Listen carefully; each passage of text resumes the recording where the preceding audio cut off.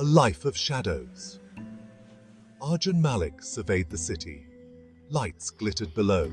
From his penthouse apartment, the city seemed to stretch endlessly. His city. He took a slow sip of his drink. The amber liquid matched the city's glow. Power had its perks. Malik wasn't born into this world. He'd clawed his way up from the city's grimy underbelly. Now he controlled its veins.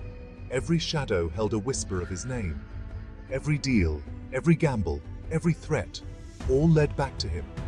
He wasn't a man who sought the spotlight. He preferred the shadows. They were his allies. They concealed his movements, amplified his whispers. In the shadows, he was king. But even kings had their worries. A soft chime announced a visitor.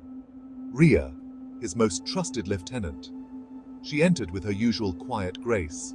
Her face, normally stoic, held a flicker of concern. This did not bode well. Arjun, we have a situation. Malik turned, his expression unreadable. Elaborate. Ria laid out the details. A new shipment, held up at the docks. Authorities, tipped off, were tightening security. His usual routes compromised. Malik listened, his gaze fixed on the city lights. Each flicker, a potential loose end, a threat. He felt the weight of his empire, not just the wealth, the power, but the responsibility. I see. He finally said, his voice betraying no emotion. He wasn't a man prone to panic. Every problem had a solution. It was just a matter of finding it. He paced the room, his mind racing. Options flickered through his mind, each with its own set of risks and rewards. He needed a new route, a new plan, and he needed to know who to trust. We need to adapt, Malik stated, his voice firm. Find me a new route, discreet, secure. He turned to Ria, his eyes sharp. I need someone reliable. Ria nodded, understanding in her eyes. I have someone in mind.